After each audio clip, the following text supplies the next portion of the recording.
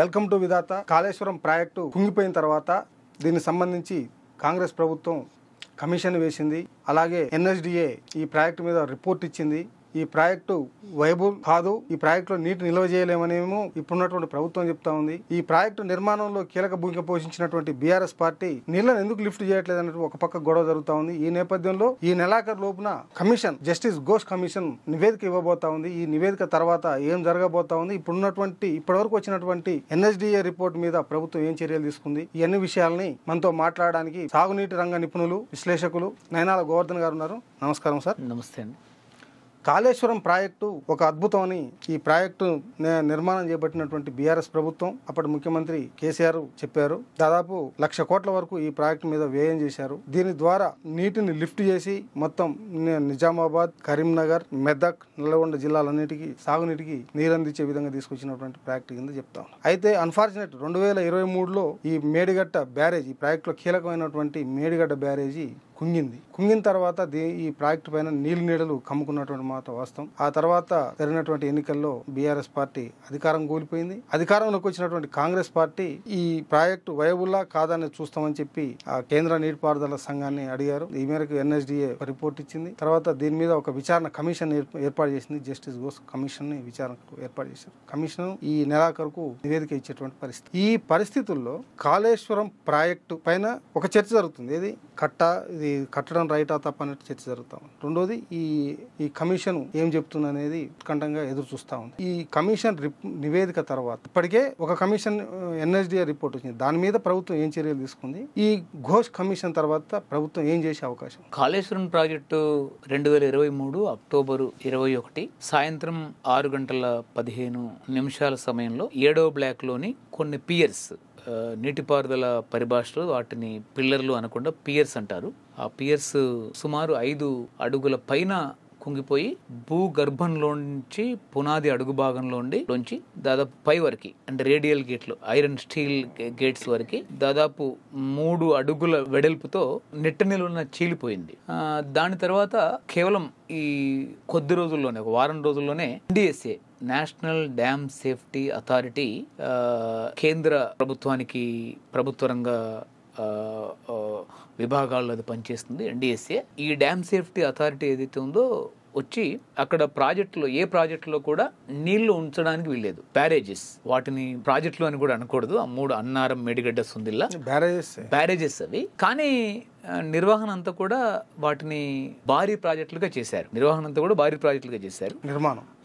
నిర్వహణ బ్యారేజీలను కట్టారు. నిర్వహణ క్రమం అంతా కూడా భారీ ప్రాజెక్టుల స్థాయిలో దాన్ని నిర్వహణ చేశారు. అప్పుడు వాళ్ళు వచ్చేసి ఇంత భారీ ఎత్తున బ్యారేజీలో నీళ్లను స్టోర్ చేయడం అనేటువంటిది బ్యారేజీ నియమాలకు విరుద్ధం అని చెప్పేసి ఎన్డీఎస్ఏ వాళ్ళు చెప్పారు. ఈ ఎన్డీఎస్ఏ వాళ్ళు కూడా అప్పుడు ఒక రిపోర్ట్ ఇచ్చారు. దాన్ని ప్రాథమిక నివేదిక అనేది వాళ్ళు చెప్పారు. ఆ ప్రాథమిక నివేదికలో చాలా లోతైనటువంటి విషయాలని వాళ్ళు చాలా పరిశోధనాత్మకంగా, నిశితంగా, చాలా కటువుగా పేర్కొన్నారు. అంటే 2.5 టీఎంసీలు మాత్రమే బ్యారేజీ ఉండాలి. 2.5 టీఎంసీలు దాటినటువంటి ప్రతి బ్యారేజ్ దాన్ని ప్రాజెక్టుగా గుర్తించాలి. ఎన్డీఎస్ఏ వాళ్ళు చెప్పింది, లేదా అనేక మంది బ్యారేజీ ఎక్స్పర్ట్స్ కూడా చెప్పేది అదే. చాలా మంది అనేక మంది బ్యారేజ్ ఎక్స్పర్ట్స్ చెప్తున్నారు. మేడిగడ్డలో 16 టీఎంసీలు ఉన్నాయండి, అన్నారంలో 12 టీఎంసీలు, సుందిలలో 8 టీఎంసీల పైన. ఏది కూడా బ్యారేజీ నియమాల ప్రకారం నిర్వహించినటువంటిది కాదు. ఇంత స్టోరేజ్ ఎప్పుడైతే మీరు మెయింటైన్ చేస్తారో సుదీర్ఘకాలం పాటు, బ్యారేజీ అడుగు భాగంలో మీకు శాండ్ బెడ్ ఎప్పుడైతే ఉంటుందో, ర్యాక్ బెడ్ లేనప్పుడు, బ్యారేజీ అడుగు పునాదిలో కింద ఆ పునాది ఒక హార్డ్ బండ మధ్య ఆ పునాది నిర్మించబడినప్పుడు అక్కడ అంతా కూడా కింది భాగం నుంచి నీరు సీపేజ్ కావడానికి అవకాశం ఉంది. కాబట్టి మేడిగడ్డ, అన్నారం, సుందిల్ల 3 కూడా అడుగు భాగం అంతా కూడా శాండ్ బెడ్, కింద అసలు ర్యాక్ బెడ్ లేదు. ఏ ర్యాక్ బెడ్ పైన కూడా ఇంత భారీ నిల్వ చేసినటువంటి ఒక బ్యారేజీల పేరిట ప్రాజెక్టు లాంటి ప్రాజెక్టును కట్టకూడదు. ఇది అసలు విపత్తు. రెండోది, ఎన్డీఎస్ఏ వాళ్ళు ఇంకేం చెప్పారంటే, భూగర్భానికి చెందినటువంటి ఏ రకమైనటువంటి జియో ఫిజికల్ పరీక్షలు చేయలే. అంటే భూగర్భంలో, ఇది గోదావరి అనుకుంటే సర్ఫేస్ నుంచి పైన నుంచి నీళ్లు పోతుంటే ఈ భూగర్భం కింద ఈ లోతులో ఎంత ఉంది, ఏముంది, ఈ లోతు వరకు ఏముంది, ఎక్కడ మనకు హార్డ్ ర్యాక్ తగులుతుంది, చాలా బలమైనటువంటి బండరాయి బండరాయి తగలనా బలమైన గట్టి మట్టి కూడా బలమైన బండరాయి తగలాలి. బండరాయి తగల బండరాయి. మీరు బ్యారేజీ నియమం అనుకుంటే బ్యారేజీ నియమం మారిపోతుంది. బ్యారేజీ నియమం ఫ్లోటింగ్ స్ట్రక్చర్గా ఉంటుంది. ఇసుక బెడ్ పైన కూడా ఇది ధవళేశ్వరం లాగా ధవళేశ్వరం కూడా శాండ్ బెడ్ పైన ఉంటుంది. కానీ దాని కెపాసిటీ అనేటటువంటిది 2.5 TMCలే. అంతకంటే ఎక్కువ వచ్చిన నీళ్ళని నదిలోకి వదిలిపెడతారు. బ్యారేజీ నియమం ఏంటి అంటే బ్యారేజీకి ప్రాజెక్టుకి తేడా ఏంటంటే బ్యారేజీ అనేటటువంటిది వచ్చిన నీళ్లు వచ్చినట్టు కాలువకు మళ్లించి కాలువకు పోయేటటువంటి అంటే పంట కాలువకు పోయే వాటికంటే ఎక్కువ ఉన్నటువంటి నీళ్ళని నదికి వదిలిపెడతారు. 2.5 TMCల కంటే ఏమాత్రం ఎక్కువ ఉన్న కాలువకు పోను మిగిలిన నీళ్ళని అది ఒక రోజుకు 2 లక్షల క్యూసెక్లు కావచ్చు, ఒక రోజుకి 28 లక్షల క్యూసెక్లు కావచ్చు, ఎన్ని వచ్చినా కింది పోవాల్సిందే. ఈ బేసిక్ నియమాన్ని కేసీఆర్, అన్నారము, మేడిగడ్డ, సుందిల్లా మూడింటిలో ఉల్లంఘించాడు. ఇది ప్రధానమైనటువంటి విపత్తుకు అత్యంత ప్రధాన కారణం. ఇది నేను చెప్పడం కాదు, national dam safety authority NDSA చెప్పింది. అయితే ఈ ప్రాజెక్టు దీనికి ముందు వ్యాస్కోప్ వాళ్ళు సర్వే చేశారు, వ్యాప్కోస్ వాళ్ళు సర్వే చేశారు, ఇది ఇక్కడ కట్టొచ్చు అని చెప్పారని చెప్తున్నారు. అట్లా రకరకాలు అంటే ఇంజనీర్స్ కానీ, జాతీయ జల సేఫ్టీ అథారిటీ కానీ, కేంద్ర జల సంఘం కానీ అక్కడ ప్రాజెక్టు డిజైన్ చేస్తున్నప్పుడు ఈ అభ్యంతరాలు ఏం లేపలేదా? లేపినా వీళ్ళు పట్టించుకోకుండా కట్టించారు. యాక్చువల్గా వ్యాప్కోస్ దీన్ని ఎప్పుడు కూడా స్వతంత్రంగా కాళేశ్వరం వద్ద, మేడిగడ్డ, అన్నారం వద్ద, సుందిల్ల వద్ద బ్యారేజీ కానీ ప్రాజెక్టులు కానీ కట్టమని చెప్పలేదండి. వ్యాప్కోస్ రిపోర్ట్ ఎక్కడిచ్చింది అంటే ఇది కేంద్ర జల సంఘానికి అనుబంధంగా పనిచేసేటటువంటి ఒక సంస్థ. ఇది దీని వ్యాపారం ప్రపంచవ్యాప్తంగా దేశంలో కొన్ని $1 బిలియన్ ఉంటుంది. చాలా పెద్ద ఆర్గనైజేషన్. ఇది నిశితంగా పరిశీలన చేస్తుంది. రాజశేఖర రెడ్డి ప్రభుత్వం ఆధ్వర్యంలో 2008లో తుమ్మిడిహెట్టి ప్రాణహిత వద్ద తుమ్మిడిహెట్టి అనే గ్రామంలో శంకుస్థాపన చేశారు. ప్రాణహిత నది పైన 2 నదులు వార్దా, వైనగంగా 2 కలిసిన తర్వాత వచ్చేటటువంటి భాగంలో ఆ సందర్భంగా శంకుస్థాపన చేయకంటే ముందు వ్యాప్కో నిశ్చితంగా సర్వే చేసింది. లేడార్ సర్వే అంతా కూడా మేడిగడ్డ, కాళేశ్వరం ఈ కాన్ఫ్లుయెన్స్ పాయింట్ నుంచి ప్రాణహిత ఎక్కడైతే కలుస్తుందో అక్కడ నుంచి అక్కడి వరకు చేసి మిగతా అన్నిటికంటే కూడా అత్యంత అనువైనటువంటి స్థలం తుమ్మిడిహెట్టి అని చెప్పారు వాళ్ళు. దాని ప్రకారం తుమ్మిడిహెట్టి దగ్గర 2008లో శంకుస్థాపన జరిగింది. అది సరే 152 ప్రకారం జరిగింది, అది వేరే సంగతి.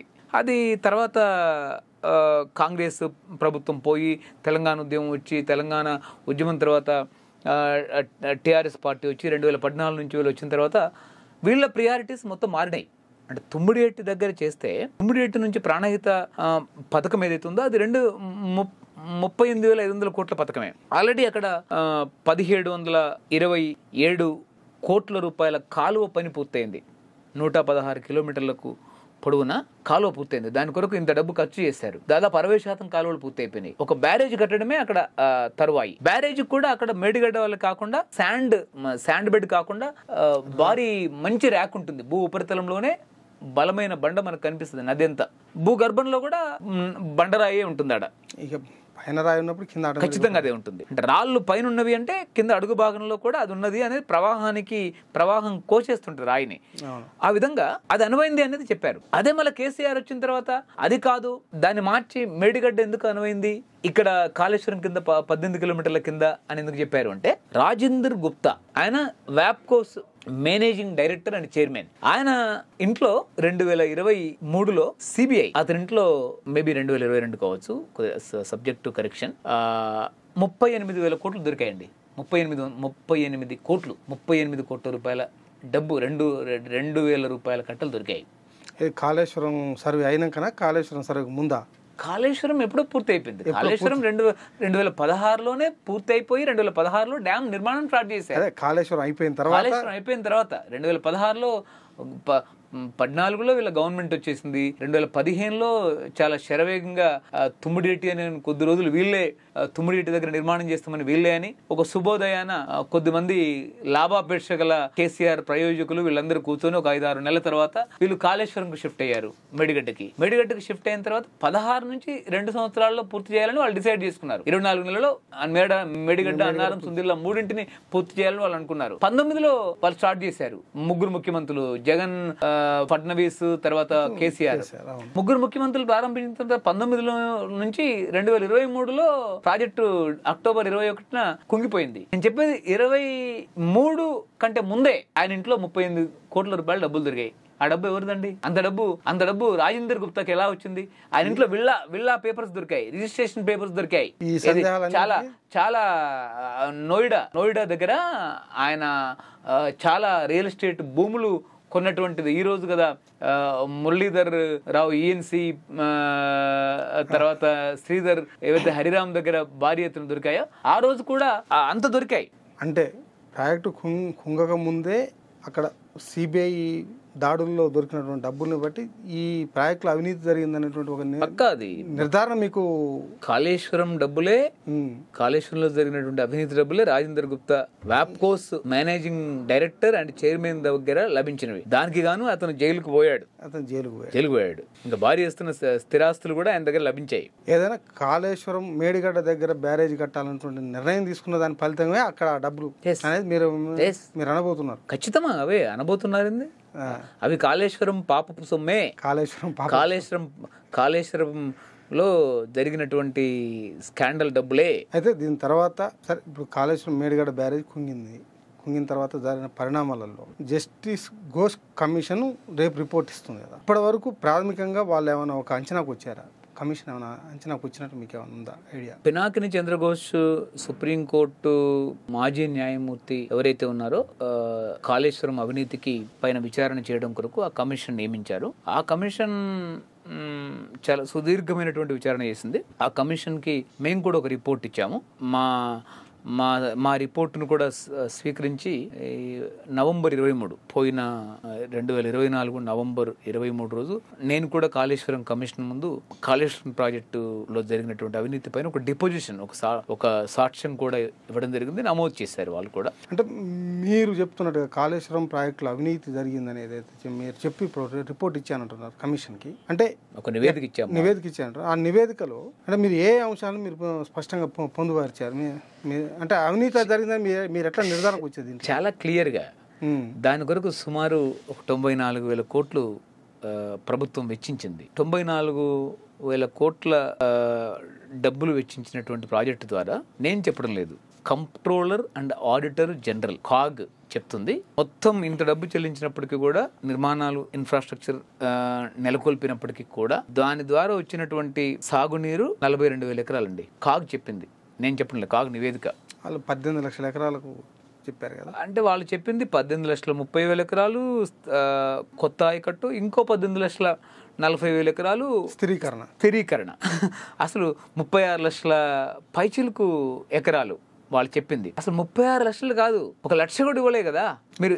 అంతేందుకు 45,000 ఎకరాలకే ఇచ్చారు. 42 మీకు అదే ఇంకెవరో కాదు. అంటే ఇప్పుడు మొన్న ఇటీవల పవర్ పాయింట్ ప్రజెంటేషన్ లో హరీష్ రావు గారు మిగతా వాళ్ళు 20 లక్షల కొత్త ఆయకట్టు స్థిరీకరణ కింద ఇచ్చాం, చెరువులను నింపామని చెప్పేసి చాలా అభూత కల్పనలు మాట్లాడారు. కానీ వాళ్ళ ఈఎన్సి ఇంజనీరింగ్ చీఫ్ వాళ్ళ ప్రభుత్వంలో సుదీర్ఘకాలం పనిచేసి పదవి విరమణ అయిపోయిన తర్వాత ఎక్స్టెన్షన్ కి చేసినటువంటి మురళీధర్ రావు గారు కాంగ్రెస్ ప్రభుత్వం వచ్చిన తర్వాత కాంగ్రెస్ ప్రభుత్వం ముందు power point presentation Medigadda point barrage point నుంచి చేశారు. మేడిగడ్డ కుంగినటువంటి బ్యారేజీ పాయింట్ ఏదైతుందో ఆ పాయింట్ నుంచి చేశారు వాళ్ళు. 98,000 ఎకరాలండి. 10 ఏళ్ల పైన పనిచేసినటువంటి మురళీధర్ రావు ఆ ప్రభుత్వంలో ఈ ప్రభుత్వంలో పనిచేసినటువంటి ఆయన 98,000 ఎకరాలకు నీళ్ళు ఇచ్చారన్నారు. ఎస్ మీదే 98,000 అనుకుందాం. టీఆర్ఎస్ గవర్నమెంట్ చెప్పిన ఈఎన్సీనే కదా 98,000 అంటున్నాడు. అదైనా స్వీకరించాలి కదా మీరు. వాళ్ళ ఈఎన్సీ అంటే చాలా వాళ్ళ ప్రభుత్వంలో ఈఎన్సీ అండి. నేను ఇంకెవరి గురించి మాట్లాడడం లేదు. ఈఎన్సీ చెప్పిన రికార్డు ఈరోజు మనకు రికార్డు ఉంది. రికార్డు మా దగ్గర ఉంది. ఓపెన్ అన్ని టీవీల్లో యూట్యూబ్లో మనకు అది దొరుకుతుంది. ఆయన మాట్లాడినటువంటి గవర్నమెంట్లో ఉంటుంది. కాబట్టి అంటే అంతకంటే కాళేశ్వరం గురించి ఒక ప్రబలమైనటువంటి సాక్ష్యం ఇంకోటి ఏం లేదు. కాళేశ్వరంలో ఏ ఒక్క రోజు కూడా 1,00,000 ఎకరాలకు కూడా నిలివలే. కాళేశ్వరం ప్రాజెక్ట్ నుంచి 98,000 ఎకరాలు అని ఆయన అన్నాడు. కాగ్ చెప్పింది 42,000 ఎకరాలు దాటి నిలివలేదు. క్లియర్ గా అండి. ఒకటండి, ఒక సంవత్సరం మొత్తం కలిపా, మొత్తం ప్రాజెక్టు అంతా కలిపి ప్రాజెక్ట్ అంతా కలిపి. కాళేశ్వరం నుంచి కేసీఆర్ ఎత్తిపోస్తానన్నటువంటి నీళ్లు ప్రతి ఏటా 180 టీఎంసీలు అండి ప్రతి ఏటా. ఆయన 2019లో ఆయన ప్రారంభిస్తే ప్రాజెక్టు 2023 అక్టోబర్లో అది కుంగిపోతే 19 నుంచి 23 వరకు 4 నుంచి 5 సంవత్సరాల లోపు ఆయన ఎత్తిపోస్తున్న నీళ్లు మొత్తం 162 టీఎంసీలు అండి. 162 టీఎంసీల్లో 4 ఏళ్ళకి కలిపి 162 టీఎంసీలు. 162 టీఎంసీలో 63 టీఎంసీలు సముద్రంలోకి పోయాయి. ఎందుకు సముద్రంలోకి పోయాయి?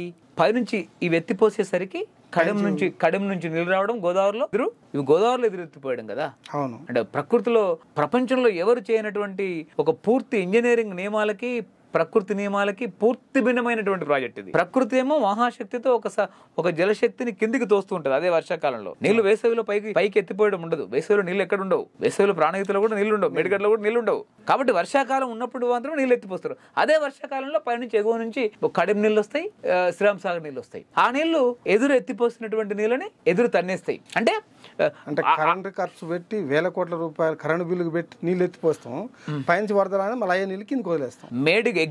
మేడిగడ్డ నుంచి అన్నారంకి ఎత్తిపోసి, అన్నారం నుంచి సుందీలకి ఎత్తిపోసి, సుందీల నుంచి ఎల్లంపల్లికి ఎత్తిపోసిన తర్వాత కడెం నీళ్ళని ఎల్లంపల్లికి వచ్చేస్తాయి. ఎల్లంపల్లి కెపాసిటీ 20.5 టీఎంసీలు. ఎల్లంపల్లి మొత్తం రాత్రికి రాత్రి మొత్తం నిండిపోయి ఆ నీళ్లు గోదావరిలో కనుక వదిలిపెట్టకపోతే ఎల్లంపల్లి ప్రాజెక్టు కట్టలు తెగిపోతాయి కాబట్టి ఆ నీళ్ళని మళ్ళీ వదిలేసేయాలి. అప్పటి వరకు ఎల్లంపల్లిలో నిలువైన నీళ్లు, సుందీలలో నిలువైన నీళ్లు, అన్నారంలో నిలువైన నీళ్లు, మేడిగడ్డలో ఉన్నటువంటి నీళ్ళని కూడా సముద్రంకు నిరాటంకంగా వెళ్ళిపోతాయి. అంటే ఎంత ఫూలిష్ నిర్ణయం, ఎంత అర్ధరహితమైన, ఎంత మూర్ఖత్వమైనటువంటి నిర్ణయం.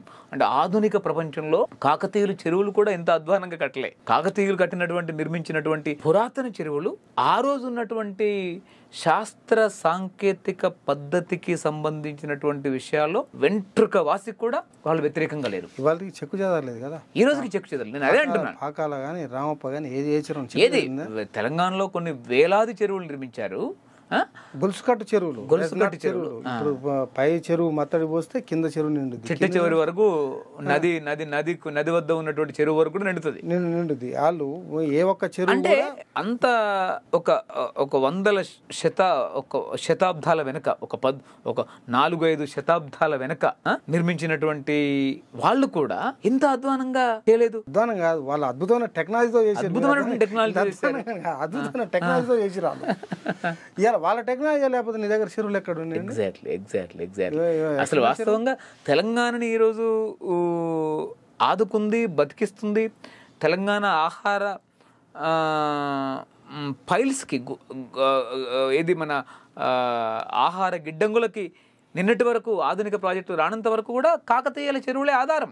ఇవాళకి కూడా మనం ప్రాజెక్టులు గట్టి ఏం చేస్తున్నాం? చెరువులు నింపుతున్నామా? అవే చెరువులు నింపుతున్నాం, ఇంకేమైనా చేస్తున్నామా? వర్షాభావం తగ్గింది, వరదలు వస్తున్నాయి. వచ్చిన వరదల నుంచి మనం వాటర్ తీసుకుని ఏం చేస్తున్నాం? చెరువులో నింపుతున్నాం కదా. ఇవాళ SLB నుంచి తీసుకొచ్చి రామసముద్రం చెరువు నింపుతాం మనం.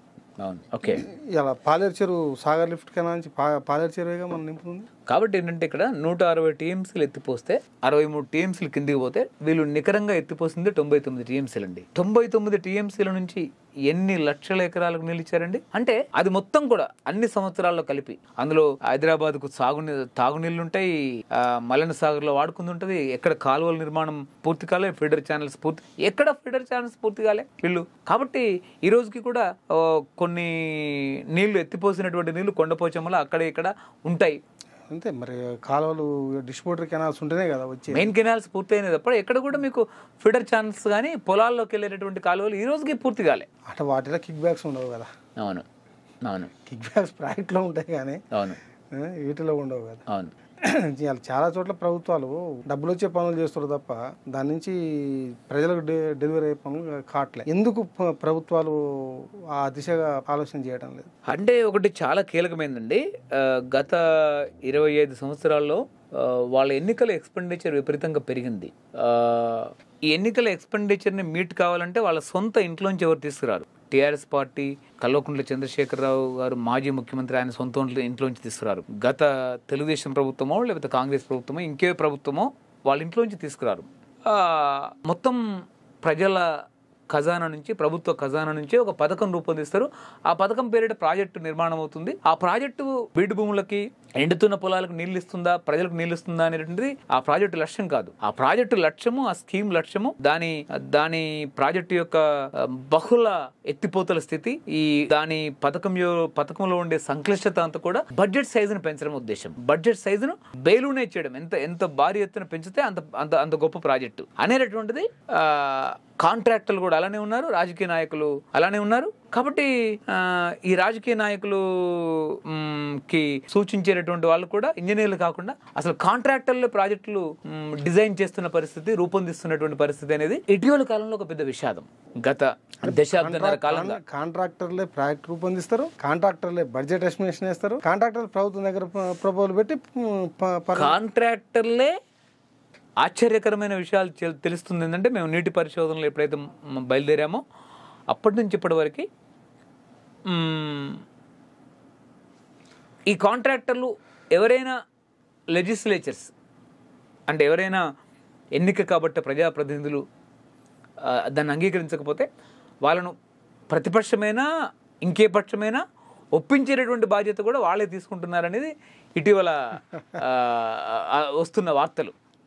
ఇదొక చాలా బాధాకరమైనటువంటి పరిణామం. అది తెలంగాణలో అయినా, ఆంధ్రప్రదేశ్ అయినా, లేకపోతే మిగతా ఎక్కడైనప్పటికీ కూడా రాష్ట్రంలో, దేశంలో ఇంకెక్కడైనా, కాశ్మీర్ అయినా, ముంబై మహారాష్ట్ర అయినా, ఆదిత్యనాథ్ ఉత్తరప్రదేశ్ అయినా కూడా వీళ్ళే ఉంటున్నారు. ఇదే కాంట్రాక్టర్ సర్వవ్యాప్తంగా ఉంటున్నారు. పార్టీలు మారుతున్నాయి తప్ప కాంట్రాక్ట్ మారట్లేదు. అది సరే, కాంట్రాక్టర్ సపరేట్ చర్చ చేద్దాం సార్. దీంట్లో అంటే ఇప్పటివరకు వచ్చినటువంటి ఎన్డిఎస్ఏ రిపోర్ట్లో ఏమేమి చర్యలు తీసుకోవాలని చెప్పింది ఒకసారి.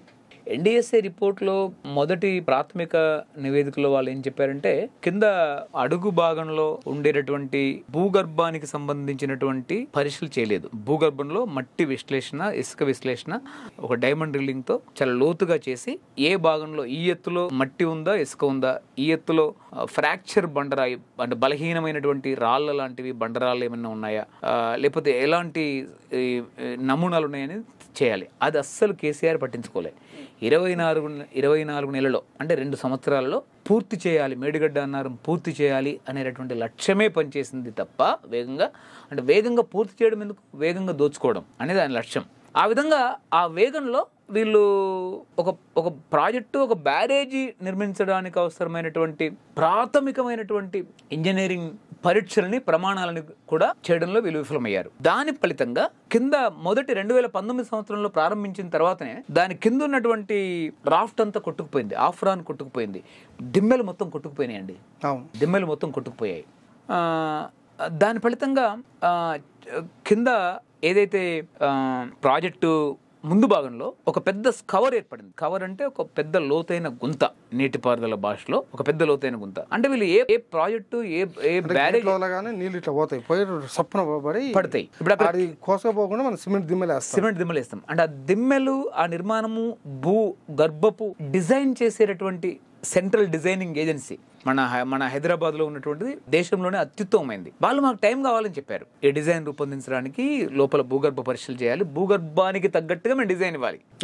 భూగర్భానికి తగ్గట్టు డిజైన్ ఇవ్వాలి. భూగర్భం చాలా బలహీనంగా ఉంది, భూగర్భం చాలా ప్రమాదంగా ఉంది, భూగర్భంలో అసలు శాండ్ బెడ్డే ఉంది, అసలు అక్కడ మామూలు పునాదితో ఒక ప్రత్యేకమైనటువంటి బ్యారేజ్ కానీ, ఒక ప్రాజెక్టు స్వరూపం కానీ అక్కడ నిలవదు, ఒక నిర్మాణ స్వరూపం అనుకున్నప్పుడు దానికి డిజైన్ మార్చాల్సి ఉంటుంది. దానికి మేము భూగర్భ పరీక్షలు చేసిన తర్వాత మాత్రమే మేము డిజైన్ ఇస్తామని చెప్తే వాళ్ళు కేసీఆర్ ప్రభుత్వం అంత ఆలస్యంగా మాకు డిజైన్ ఇస్తే మాకు కాదు, వేగంగా మాకు డిజైన్ ఇవ్వాలని చెప్పేసి వాళ్ళ మెడపైన కత్తి పెట్టి వాళ్ళతోని ఒక డిజైన్ ఇప్పించారు. వాళ్ళు కూడా చాలా క్లియర్ గా కాళేశ్వరం కమిషన్ ముందు చెప్పారు. అంటే మేము ఈ డిజైన్ మేము గవర్నమెంట్ చెప్తే ఇచ్చాం, చంద్రశేఖరరావు గారు చెప్తే ఇచ్చామని చెప్పేసి సుమారు బహుశా 119 మందిని విచారణ చేసి ఉండొచ్చు, సబ్జెక్టు కరెక్షన్. ఈ మొత్తంలో ఎక్కువ మంది ఇంజనీర్లు మాదేం లేదు, ఆనాటి నీటిపారుదల శాఖ మంత్రి, ఆనాటి ముఖ్యమంత్రి చెప్తే మేము నిర్మించాం, మేము సంతకాలు పెట్టాం, మేము స్టాంపులు వేసాం తప్ప మాది కాదు, మాదేం ఫాల్ట్ లేదని చెప్పేసి వాళ్ళు చాలా క్లియర్గా చెప్పారు. కానీ అంటే ఇక్కడ నాకు ఒక సందేహం, ప్రభుత్వంలో ఒక వ్యవస్థ ఉన్నప్పుడు అంటే సాంకేతికమైనటువంటి ఇంజనీరింగ్ వ్యవస్థ, ముఖ్యమంత్రి ఆదేశాల ప్రకారంగా ప్రాజెక్టు నిర్మాణం చేయొచ్చు, లేకపోతే ఇంకోటి చేయొచ్చు, కానీ ముఖ్యమంత్రి తొందర పెట్టినని అసలు పరీక్షలే లేకుండా సంతకాలు పెట్టే పరిస్థితి ఉంటుంది. వాస్తవంగా ఇంజనీర్లు అయినటువంటి వాళ్ళు అది చేయకూడదు, అలా చేయకూడదు. ముఖ్యమంత్రి చెప్పినా ఎవరు చెప్పినా నీ వృత్తి నియమాలకు భిన్నమైనటువంటి, అక్కడ భౌతిక వాస్తవాలకు భిన్నమైనటువంటి అసైన్మెంట్ పని గనక అతను చెప్తే నువ్వు కరస్పాండెన్స్లో అది రాయడానికి అవకాశం ఉంది. అంటే అట్లా కరస్పాండెన్స్ అంటే ఆయన ఒక డిజైన్ మెడల పైన కత్తి పెట్టి ఉక్కుపాదం పెట్టి దీన్ని అమలు చేయాలని చెప్తే దానికి వ్యతిరేకంగా మీరు ఒక లెటర్ రాయొచ్చు, ఇది తప్పుడుది అని రాయొచ్చు, దానికి ప్రతిగా కౌంటర్ మీరు లేఖ రాయొచ్చు, కౌంటర్ కరస్పాండెన్స్ అంతా చేయొచ్చు. కానీ ఆ కౌంటర్ కరస్పాండెన్స్ పైన అతను స్టిక్ ఆన్ అయ్యి ఉండి నిలబడి అలా ఉండాలి. కానీ కేసీఆర్ ప్రభుత్వంలో అలా నిలబడడం అసలు ఎవరికైనా సాధ్యమవుద్దా? ఇది బేసిక్ క్వశ్చన్. అలా నిలబడడం అనేది సాధ్యం కాదు. ఒకవేళ అలా నిలబడ్డటువంటి వాడు మహా మనిషి ఎంతో కాలం ఉంటాడో కూడా తెలియదు. ఆయన ఒక ఆనాటి కాలంలో కాలం ఉంటుందంటే తెలియదు. అంటే పదవి నుంచి తప్పిస్తారా, మొత్తం భూమి నుంచి తప్పిస్తారా? భూమి నుంచి ఏం తప్పిస్తారు కానీ పదవి నుంచి తప్పిస్తారు. పదవి నుంచి తప్పిస్తారు. ఆ పదవుల నుంచి ఉంచరు. ఆ పదవిలో అంటే అక్కడ ఎవరైతే బానిసగా పనిచేస్తారో వాళ్ళే ఉంటారు. అంటే పనిచేసినంత కాలం బానిసలు. కమిషన్ వచ్చింది కాబట్టి వీళ్ళు చేతులు ఎత్తేస్తారు. కమిషన్ రాకపోతే అది మేమే చేసామని చెప్పినా కూడా దానిలో శిక్ష వేసేటటువంటి వాళ్ళు ఎవరు లేరు కాబట్టి అప్పుడు ఏమైనా మాట్లాడచ్చు. అంటే కమిషన్ ముందు నేనే చేశానంటే శిక్ష పడుద్ది, అక్కడ కత్తి వేటు మెడపైన పడుద్ది. కాబట్టి అందుకనే కేసీఆర్ అంతకు ముందు మాట్లాడినటువంటి కాళేశ్వరం నా మానస పుత్రిక, నా మనస్సు రంగరించి ఆ మనస్సు లోతుల్లోంచి ఒక దివ్య సమయాన కాళేశ్వరం అనేటువంటి మానస పుత్రికను నేను ఆ ప్రాంతంలో డిసైడ్ చేశాను అనేది ఎప్పుడు చెప్తుంటారు. ఇది కానీ కమిషన్ ముందు అట్లా చెప్పలేక మొత్తం ఇంజనీర్ చెప్పిన అంటే అలా చెప్తే ఇలానే చెప్పారనుకోండి, కాళేశ్వరం నా మానస పుత్రిక, నా మనస్సు రంగరించి నేను సృష్టించినటువంటి స్థలం, నేనే డిజైన్ చేశానని చెప్తే వెంటనే ఆ డిపోజిషన్ ప్రకారం అది ఒక్కటి సరిపోద్ది. ఆ ఒక్క సాక్ష్యం కేసీఆర్ అంటే స్వయంగా అతనికి ఆయన శిక్ష వేయించుకోవడానికి అది ఎనఫ్. కాబట్టి ఎంత మూర్ఖులు కూడా అలా చెప్పరు. విచారణలో పాల్గొన్న వాళ్ళందరేమో కేసీఆర్ చెప్తే చేసిన ఉంటున్నారు, కేసీఆర్ ఇంజనీర్లు చెప్పిన ప్రకారం చేసినామని చెప్తున్నారు. ఇది శుద్ధ అబద్ధం. అంటే క్రెడిట్ వస్తేనేమో నాకు, అంటే దానివల్ల ప్రశంసలు, కీర్తి, ఇంకేదన్నా కిరీటాలు వస్తేనేమో నాకు, అదే దానివల్ల బూమరాంగ్ అయిపోయి ఒకానొక రోజు అది రివర్స్ అయిపోయి అది నాకే ప్రమాదంగా పరిణమించినప్పుడు నేను కాదు అని చెప్పి క్షేమంగా తప్పించుకున్నాను. దాంట్లో కూడా తప్పు ఉండొచ్చు. మీ లెక్క ప్రకారం కమిషన్ ముందు హాజరైనప్పుడు కేసీఆర్ గారు ఏం చెప్పారు చెప్పండి? ఆయన ఈ ప్రాజెక్టులు డిజైన్ చేసిందంతా కూడా నేను కాదు, ఇంజనీర్లు చెప్పినటువంటి దాని ప్రకారమే నేను చేశాను.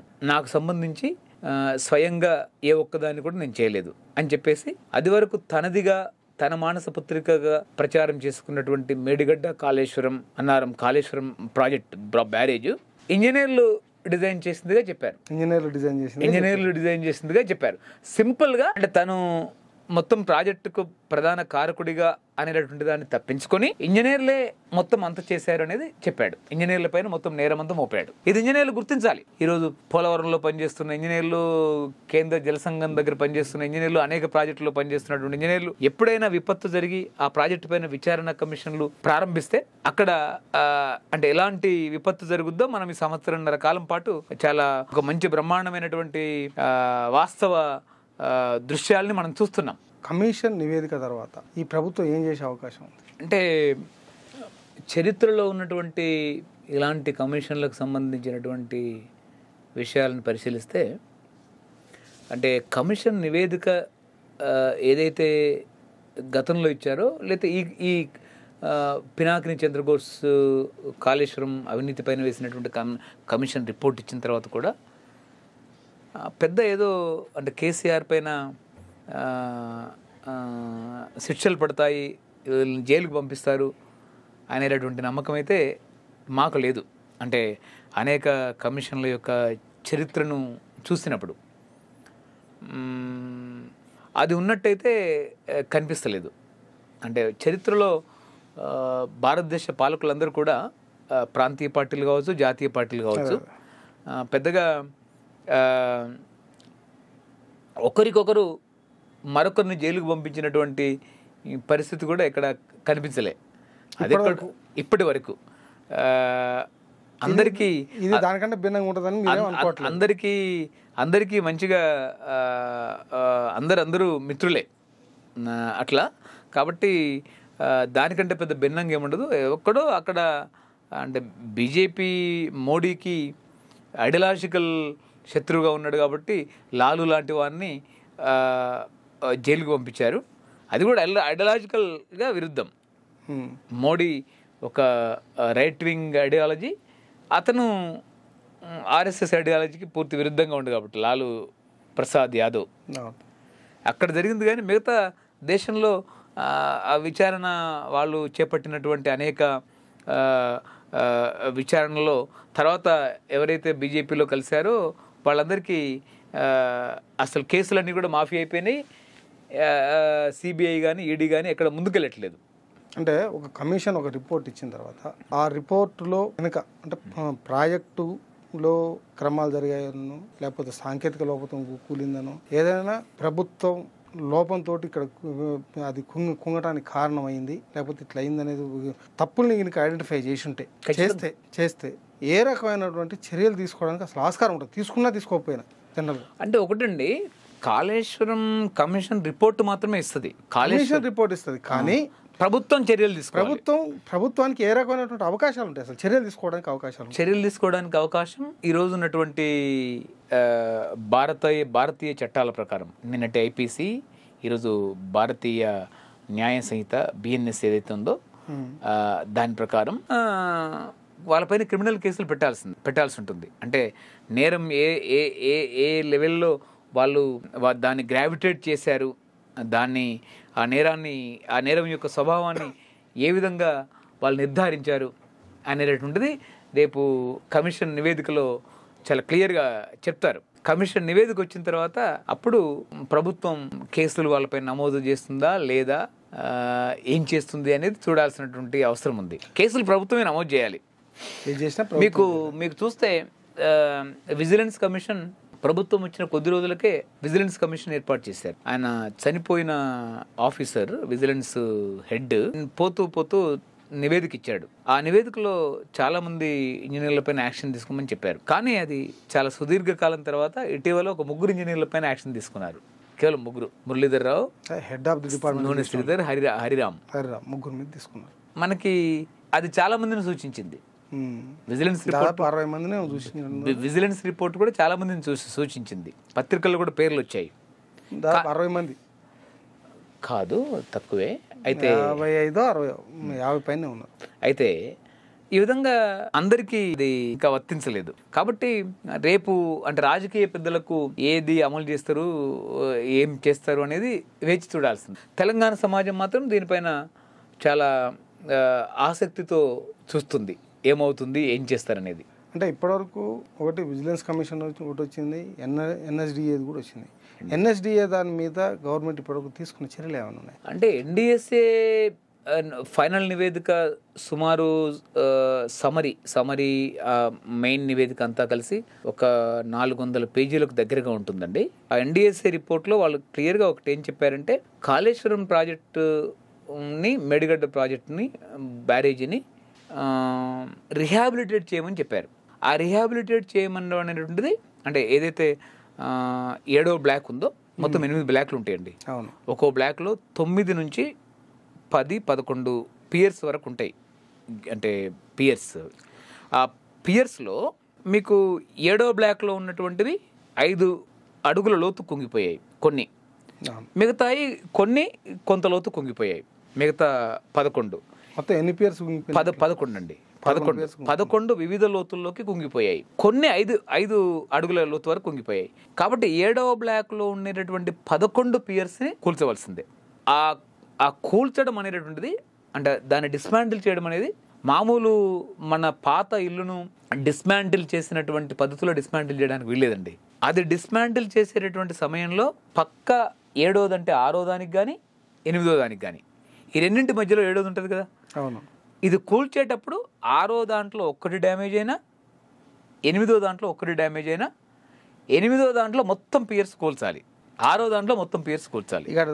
మొత్తం పోతుంది. కాబట్టి కూల్చడం అనేటటువంటిది మామూలు వాళ్ళు చేసేటటువంటి పద్ధతులు దాన్ని కూల్చడానికి వీల్లేదు. చాలా ఈ దేశంలో ఉండేటటువంటి ప్రముఖ ఇంజనీరింగ్ రంగంలో, భూగర్భ సాయిల్ రంగంలో అత్యంత గొప్ప సంస్థలతోటి ఒక ఒక ఒక కమిటీ ఎక్స్పర్ట్స్తో కమిటీ వేసి అనేక సంస్థలతో కలిపి వాళ్ళు ఏదైతే నివేదిక ఇస్తారో ఆ నివేదికను మళ్ళీ సిడబ్ల్యూసీకి ఇవ్వాలి. ఏది సెంట్రల్ వాటర్ కమిషన్ సెంట్రల్ గవర్నమెంట్కి ఇవ్వాలి. ఆ సెంట్రల్ గవర్నమెంట్ గైడ్ లైన్స్లో మాత్రమే వాటిని కూల్చాలి. ఎన్డీఎస్ఏ నివేదిక ఇచ్చింది. చాలా క్షేమంగా ఎన్డీఎస్ఏ అసలు వాస్తవంగా చాలా తెలివిగా తప్పుకుంది దీనిలో. అంటే మేము దాన్ని కూల్చము, మేము దాన్ని తిరిగి రిహాబిలిటేట్ చేయము, తిరిగి పునరుద్ధరించము అనేది ఎన్డీఎస్ఏ చాలా క్లియర్గా చెప్పింది. కూల్చుకొని కట్టుకోండి, మీరు ఒక కమిటీ వేయండి, ఆ కమిటీ ఏం రిపోర్ట్ ఇస్తుందో సిడబ్ల్యూసీకి ఇవ్వండి, సిడబ్ల్యూసీ గైడ్ లైన్స్లో మీరు కూల్చండి, దాని తర్వాత రిహాబిలిటేట్ చేయాలి. ఎన్డీఎస్ఏ ఇంకోటి కూడా చెప్పిందండి, చాలా కీలకమైన విషయం, ఆషామాషి విషయం కాదు. ఈరోజు టీఆర్ఎస్ నాయకులు, ముఖ్యంగా హరీష్ రావు, లేకపోతే కేటీఆర్, చాలామంది నాయకులు, కొద్దిమంది వాళ్ళ అనుచరులు, వాళ్ళకి బాగా దగ్గరగా ఉండే అనుచరులకు అందరూ కూడా 2 పియర్స్ పెడితే సరిపోతుంది, అంటే 2 పిల్లర్స్ పెడితే సరిపోతుంది, ఇలా కాళేశ్వరం బయట ప్రచారం చేస్తున్నారు. ఇది చాలా దుర్మార్గమైన ప్రచారం. 21వ శతాబ్దం శాస్త్ర సాంకేతిక యుగంలో అసలు పిల్లలకు కూడా అర్థమైపోతుందండి చాలా విషయాలు. అంటే ఎంత శాస్త్రీయ సత్యాలకు పూర్తి విరుద్ధంగా మాట్లాడడం అనేది. హరీష్ రావు గారి పవర్ పాయింట్ ప్రజెంటేషన్లో 7వ బ్లాక్ మొత్తం తీయాలి అంటాడు, మళ్ళీ కొద్ది నిమిషాల తర్వాత 2 పిల్లలు పెడితే సరిపోద్ది అంటాడు. అంటే ఇదే అసలు. ఇంకో విషయం, నేను ఒక ప్రశ్న టీఆర్ఎస్ నాయకత్వాన్ని, కల్వకుంట్ల చంద్రశేఖరరావు గారిని, హరీష్ రావు గారిని అడుగుతున్నాను చాలా సవినీయంగా. కాళేశ్వరం ప్రాజెక్టు 5 అడుగులు కుంగిన తర్వాత 3 బ్యారేజీలలో ప్రతి చుక్క నీళ్లు ఖాళీ చేసింది. అన్నారం, మెడిగడ్డ, సుందిలలో ఖాళీ చేసింది NDSA, national dam safety authority ప్రాథమిక నివేదిక ఇచ్చిన తర్వాతనే కదా. ఆ రోజు ప్రభుత్వం మీదే కదా. అవును, ఆ రోజు ప్రభుత్వం మీదే కదా, వాళ్ళ ప్రభుత్వమే. ఈరోజు ఇప్పుడు నీళ్ళు ఎత్తిపోయాలి, అక్కడ నుంచి మేము పోయి మేము అక్కడ స్టార్ట్ చేస్తాం పంపులు, మేము 1,00,000 మంది రైతులను తీసుకెళ్తాం, ప్రజలను తీసుకెళ్తాం అని చెప్పి మాట్లాడుతున్నారు.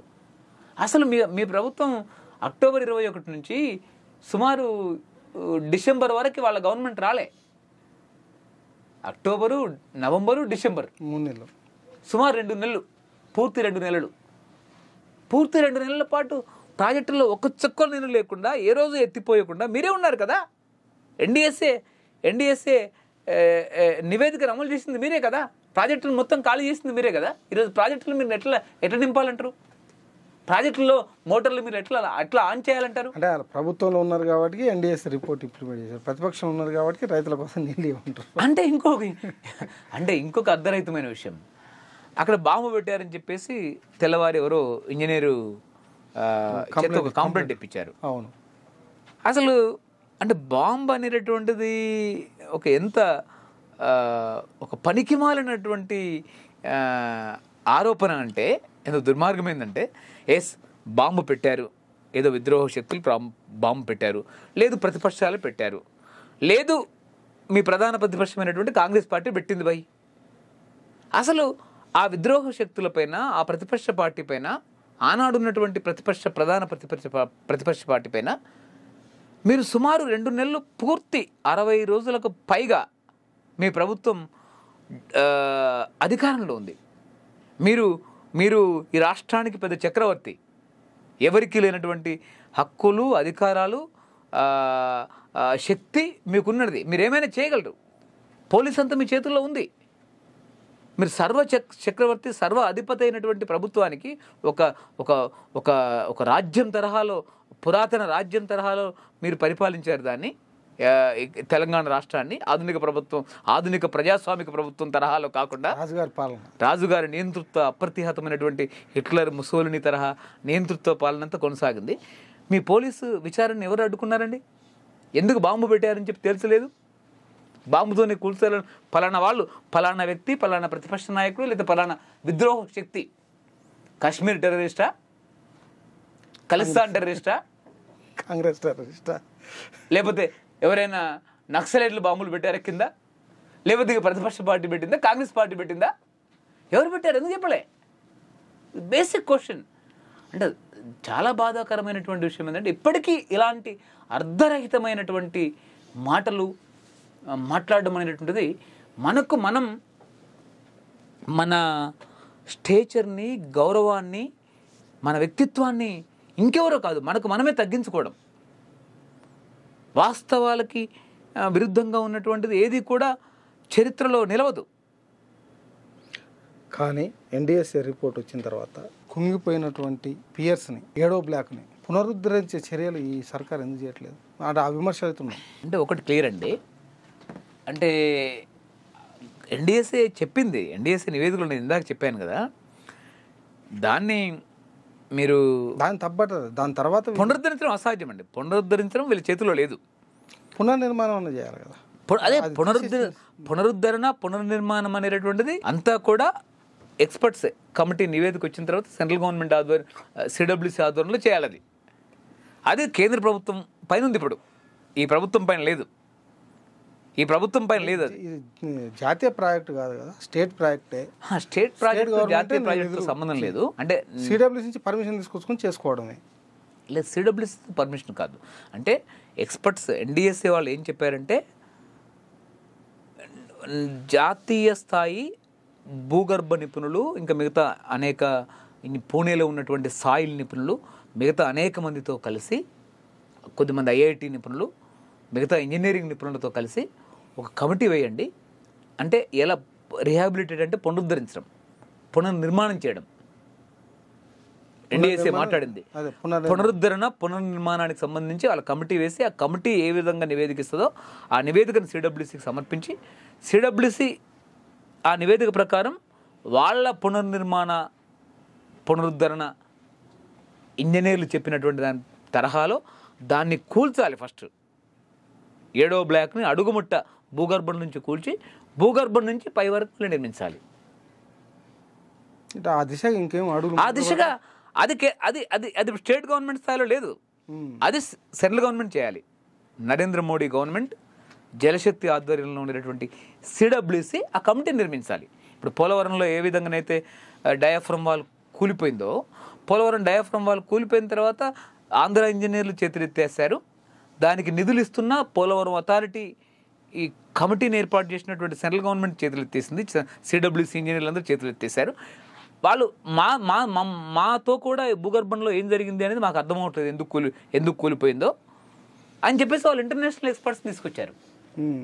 ఎన్డీఎస్ఏ ఏం చెప్పిందంటే నేషనల్లో ఏ ఎక్స్పర్ట్స్ ఉన్నారో, నిపుణులు ఉన్నారో వాళ్ళని తీసుకోవడం ఇది చెప్తున్నది. వాళ్ళేమో అంతర్జాతీయ నిపుణులు తీసుకొచ్చారు. అమెరికా నుంచి ఒక ముగ్గురిని, కెనడా నుంచి ఒకరిని.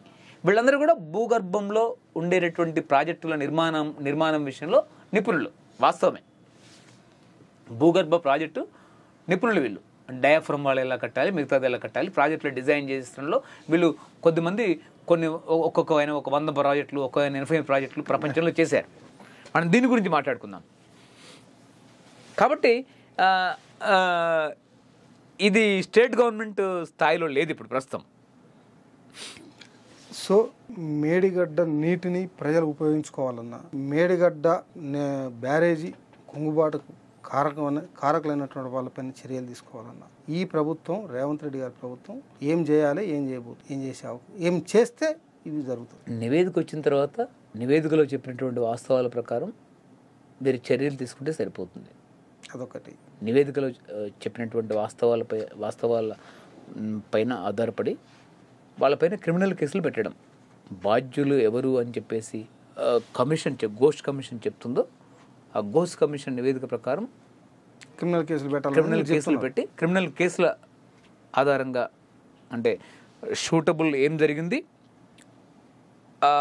ఆ నిర్ధారణకు ఏ సెక్షన్ సరిపోతుంది, బిఎన్ఎస్లో ఏ సెక్షన్ సరిపోతుంది, దాని ప్రకారం అది ఏం చర్య తీసుకోమని ఆ సెక్షన్ చెప్తుంది. దాని ప్రకారం ప్రొసీడింగ్స్ అన్నీ న్యాయస్థానం ప్రకారం నిర్వహించాలి. అదొకటి. అంతే. రెండోది మేడిగడ్డ, అన్నారం, సుందిల్ల ఈ 3 బ్యారేజీలలో నీటిని నిల్వ చేసి నీటిని లిఫ్ట్ చేయాలంటే ఏం చేయాలి అంటే అసలు సాధ్యమైద్దా? సాధ్యం కాదు.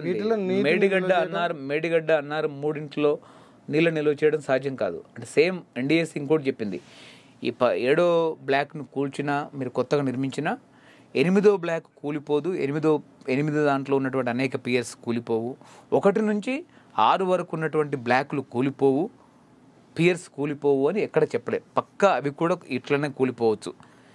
ఈ బ్లాక్ కింద భారీ ఎత్తున బోయారాలైనవి. అంటే ఎప్పుడైతే నీళ్లు స్పిల్వే గేట్లలోంచి నీళ్ళు కింద తన్నాయో హైడ్రాలిక్ జంప్ అంటారు దాన్ని. భారీ ప్రాజెక్టులో స్కీ జంప్ అంటారు. ఇది నాగార్జున సాగర్ మిగతా వాటన్నిటిలో ఇలా నీళ్లు కింద దిమ్మెల్ని కొట్టి మళ్ళీ పైకి లేస్తాయి, ఇట్లా దూరం పడతాయి. దాన్ని స్కీ జంప్ అంటారు. ఇక్కడ హైడ్రాలిక్ జంప్. అయితే ఈ హైడ్రాలిక్ జంప్ లిటిల్ బిట్ అంతే తేడా. ఈ హైడ్రాలిక్ జంప్ నీళ్లు కిందికి కొట్టి కిందికి పోతున్నటువంటి దాన్ని సూపర్ క్రిటికల్ ఫ్లో అంటారండి. నీరు యొక్క మహావేగం అంటే ఒక సెకండ్ కాలంలో నీరు వెళ్ళేటటువంటి ఒక దూరాన్ని, వెలాసిటీని ప్రవాహ వేగంతో చెప్తారు. క్యూసెక్స్లో కొలుస్తారు. ఇది నీరు కిందికి వచ్చేటటువంటి సమయంలో సూపర్ క్రిటికల్ ఫ్లో చాలా స్పీడ్తో ఉంటుంది. అదే స్పీడ్తో కనుక శాండ్ బెడ్ని కనుక ఢీకుంటే శాండ్ బెడ్ అంతా పెద్ద ఒక 8 మీటర్ల వరకు ప్రాజెక్టు పునాది ఎంత లోతుందో ఆ పునాది అంత లోతు గుంతపడుతుంది. అక్కడ నీరు కూడా చాలా శక్తివంతమైనది కదా, చాలా శక్తివంతమైనది. కాబట్టి దాని శక్తి ముందు ఇంత చిన్నగా గేట్లోంచి ప్రవాహం వస్తున్నప్పుడు హెడ్ 16 టీఎంసీల నీరు హెడ్ ఉన్నప్పుడు నిల్వ, అంటే దాదాపు ఒక 12 మీటర్ల నీరు పైకి ప్రాజెక్టులో ఉన్నప్పుడు భూగర్భ బెడ్ లెవెల్, భూమి ఉపరితలంలో బెడ్ లెవెల్ 88 మీటర్స్ అంటే 100 మీటర్ల నిల్వ నీళ్ళు అంటే 12 మీటర్ల హెడ్ ఉంటుంది. పైనుంచి ఇంకా లక్షల క్యూసెక్ల నీరు వస్తుంది, అది ఇంకా హెడ్ ఉంటుంది, ఫోర్స్. కాబట్టి అప్పుడు మీకు గేట్ ఎప్పుడైతే ఓపెన్ చేస్తారో ఆ గేట్లోంచి బాగా శక్తితో నీళ్లు బయటకు వస్తాయి. అది డైరెక్ట్ గుద్దేసరికి దిమ్మలు మొత్తం 2019లోనే ఎగిరిపోయాయి. 2019లోనే అన్ని శాటిలైట్ పిక్చర్స్లో సగం కంటే ఎక్కువ దిమ్మలు ఎగిరిపోయాయి. 2020, 2021, 2022, 2023 వరదలు, 2023 ఇన్ని 4 సంవత్సరాల వరదలను దిమ్మలు లేకుండా తట్టుకుంది అది భూ ఉపరితలం. కాబట్టి ఆ శాండ్ నీళ్లు డైరెక్ట్ శాండ్ని ఢీకొనేసరికి శాండ్లో ఎప్పుడైతే ఒక పెద్ద గుంత లాంటిది నది ఈ చివరి నుంచి ఆ చివరి వరకు గేట్ల పొడవుతో ఏర్పడ్డదో పునాది కంటే ఎక్కువ లోతు గుంత ఏర్పడ్డది ముందు. కాబట్టి పునాది అడుగునున్నటువంటి ఇసుకంత కూడా ఆ గుంతలోకి వచ్చేసింది. మీకు అర్థమైందా? ప్రతి బ్యారేజ్లో పునాది అడుగున ఉండే ఇసుకంతా అంటే రాక్ మీద కట్టలేదు కాబట్టి ఇసుకంతా వచ్చేసింది.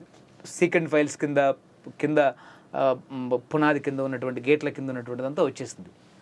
అప్పుడు పునాది అంతా కూడా బోయారం అయిపోయింది. కింద ఒక పెద్ద కేవ్, ఒక గుహలాగా అయిపోయింది, బొర్రా గుహలాగా. అది మిగతా అన్ని చోట్ల కంటే ఈ 7వ బ్లాక్లో ఎక్కువ ఏర్పడింది ఆ గుహ. ఫస్ట్ దాంట్లో ఏదైనా మొత్తం బ్యారేజ్లో ఉన్నటువంటి ఏ బ్లాక్ కూడా కింద గుహ లేకుండా, కింద బోయారాలు లేకుండా లేదండి.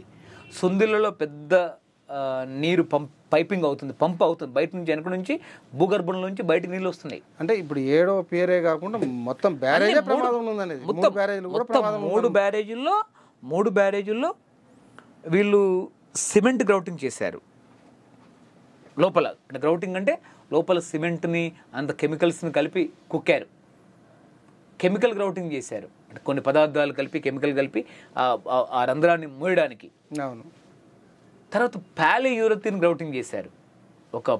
ఒక దృఢమైనటువంటి పదార్థం అది. ఆ గ్రౌటింగ్ కూడా చేశారు. ఏ గ్రౌటింగ్ కూడా ఆ నీరు ఉబికి వచ్చేటటువంటి బొంగల్ని ఆపలేకపోయింది. కొద్ది రోజుల తర్వాత నెల రోజులు ఉండడము, నెల రోజుల తర్వాత మళ్ళీ యథాతథంగా ఆ నీటి మహాశక్తి ఆ రంధ్రంలోంచి మొత్తం ఈ గ్రౌటింగ్ అంతా బయటకు తన్నేసి ఇలా నీళ్ళు అన్నీ కూడా వెనక నుంచి కింది నుంచి పైకి రావడం. అంటే కింద పెద్ద బోయారం అవుతుంది. ఆ బోయారం వెడల్పు అవుతూ ఉంటుంది. వెడల్పై టోటల్ ఆ పునాది మొత్తాన్ని దెబ్బ. ఒకనొక రోజు మొత్తం ప్రాజెక్ట్ అడుగు భాగం నుంచి నీళ్ళు వస్తాయి, పైనుంచి నీళ్ళు పోవడం. ఈ 3 బ్యారేజ్లు పనికి రావనేది మీ అభిప్రాయమా? 3 బ్యారేజీలు అంటే మీరు చెప్తున్న దాని ప్రకారం అంటే కింద ఇసుక ఉంది, బొయ్యారం వచ్చింది కాబట్టి 3 బ్యారేజీలు పనికిరావు, ఈ మూడిట్లో నీళ్లు నిల్వ ఉంచలేము అనేది మీరు చెప్తున్నారు. మీ అభిప్రాయం అదేనా? 3 బ్యారేజీలు పనికిరావు అని చెప్పేసి నేను చెప్పట్లేదండి, ఎన్డీఏసీ చెప్తుంది. నేషనల్ డ్యామ్ సేఫ్టీ అథారిటీ ప్రాథమిక నివేదిక చెప్తుంది. National dam safety authority final నివేదిక, తుది నివేదిక చెప్తుంది. సుమారు 400 పేజీల నివేదిక చెప్తుంది. అందులో నీళ్లు నిలిపితే ఆ బోయారాలన్నీ కూడా మరింత పెద్దగా అవుతాయి, మరింత రంధ్రాలు వెడల్పోతాయి. ఇంకా ప్రాజెక్టు యొక్క బ్యారేజీల యొక్క భవిష్యత్తుకే చాలా విపత్తు సంభవిస్తుంది.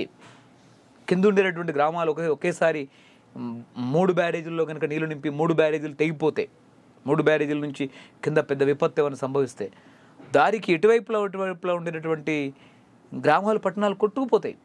మందిని కొట్టుకుపోద్ది, కింద ఉన్న వాడి కూడా చెన్నూరు కొట్టుకుపోద్ది, మహారాష్ట్ర గ్రామాలు కొట్టుకుపోతాయి, కింద ఉన్నటువంటి దిగువ ఉన్నటువంటి అనేక గ్రామాలు కొట్టుకుపోతాయి. కింద ఉన్న బ్యారేజ్ కూడా ప్రమాదమే, కింద ఉన్న బ్యారేజ్ కూడా ప్రమాదమే కదా. కింద ఉన్నటువంటి బ్యారేజీకి అటు దేవాదులకు కానీ ఇటు సమ్మక్క సార్కి కానీ కింద ఉన్నటువంటి వాడు కూడా చాలా ప్రమాదమే.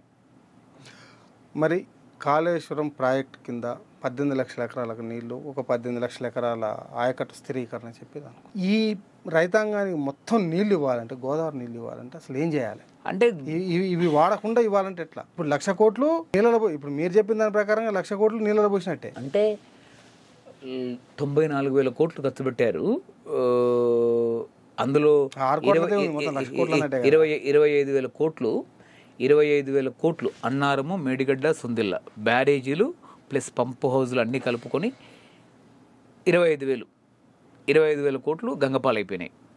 వాటిని తిరిగి పునరుద్ధరించడము, తిరిగి మళ్ళీ రీహాబిలిటేట్ చేయడము దాదాపు సాధ్యం కాదు ఎన్డీఎస్సీ నివేదిక ప్రకారం. దానికి 1 పైసా ఖర్చు పెట్టడం కూడా వృధా. దానికంటే తుమ్మిడిగట్టిని నిర్మించాలి. తుమ్మిడిగట్టి అనేటువంటిది రాక్ బెడ్ ఉంది. తుమ్మిడిగట్టి అనేటువంటిది మరింత చౌకైంది. తుమ్మిడిగట్టి నుంచి ఎల్లంపల్లి వరకు 116 కిలోమీటర్ల కాలువ ఉంది. ఆ 116 కిలోమీటర్ల కాలువ ఆల్రెడీ సుమారు 70% వరకు పూర్తయింది. దీనిలాగా మేడిగడ్డ, అన్నారం, సుందిలలాగా లిఫ్ట్ కాకుండా గ్రావిటీ, అది 71 కిలోమీటర్ల గ్రావిటీ అండి. 72 కిలోమీటర్ల వరకు గ్రావిటీ ఉంది. 72 కిలోమీటర్ల తర్వాత ఒక చిన్న lift, only 19 metres lift. Medigadda నుంచి ఎల్లంపల్లి వరకు లిఫ్ట్ 128 మీటర్లు అండి. మేడిగడ్డ కంటే మేడిగడ్డ నుంచి 128 మీటర్ల ఎత్తుకు తీసుకొస్తే దాని కొరకు 3 లిఫ్ట్లు పెట్టారు. 128 మీటర్ల ఎత్తుకు తీసుకురావాలి నీళ్ళని. అప్పుడైతేనే అది ఎల్లంపల్లిలో పడతాయి. అక్కడ నుంచి single lift, only 19 metres lift. మీకు మేడిగడ్డ నుంచి ఎల్లంపల్లికి నీళ్ళు రావాలంటే ఒక టీఎంసీకి 6 నుంచి 7 కోట్ల రూపాయలు అవుతాయండి. ఒక టీఎంసీ కేవలం ఎల్లంపల్లి వరకు. ఎల్లంపల్లి వరకు 1 ఎకరం కూడా సాగులేదండి. మేడిగడ్డ నుంచి తుమ్మిడిగట్టు నుంచి మీకు ఎల్లంపల్లికి రావడానికి 72 కిలోమీటర్ల వరకు టోటల్ నీరు సహజ సిద్ధమైనటువంటి బ్యారేజీ నుంచి కాలువ ద్వారా ప్రవాహం వస్తుంది. ఏ ఎత్తిపోతలు అవసరం లేదు. ఎత్తిపోతలు అనేది 72వ కిలోమీటర్ దగ్గర మైలారం దగ్గర ఉంటాయి. దాంట్లో పైసలు రావు, అది అతి తక్కువ ఖర్చుతో అవుతుంది. అందులో ఆల్రెడీ 1727 కోట్లు ఖర్చు పెట్టారు. అక్కడ బ్యారేజీకి ఆ రోజు డిజైన్ ప్రకారం 2008 డిజైన్ ప్రకారం 1900 కోట్లే, కేవలం 1900 కోట్లు. 1900 కోట్లు పెద్ద విషయం కాదు. ఎస్కలేషన్లో 3,000 కోట్లు అవుతుంది. అది ఇప్పుడు కడితే కూడా ఎస్కలేషన్లో నీకు 3,000 కోట్ల కంటే దాటదు. అదే 3,000 ఎస్ఎస్ఆర్ రేట్స్ ప్రకారం ప్రతి సంవత్సరానికి ఒకసారి పెరుగుతాయి కాబట్టి అంతకంటే ఎక్కువ కాదు. కాలువ అది ఇదంతా కలిపి 6,000 కోట్ల కంటే ఇప్పుడు ఎక్కువ కాదు. ఆ రోజే కాలువ బ్యారేజ్ అంతా కలిపి 5,100 కోట్లు. కాలువ అన్నీ కలిసి ఈరోజు కూడా కేసీఆర్ గవర్నమెంట్లో అంచనా వేసింది 6,200 కోట్లు, 100 కోట్లు. కాబట్టి ఈరోజు కూడా అంతకంటే ఎక్కువ కాదు. ఒక 500, 1000 అటు అవుతుంది తప్ప అంతకంటే ఎక్కువ కాదు. కాబట్టి దాని ద్వారా మనం లిఫ్ట్ ఖర్చు కూడా ఇది సుమారు 1,500 కోట్లు అట్లా అయ్యేటటువంటిది. అది 200 కోట్లు కూడా కాదు.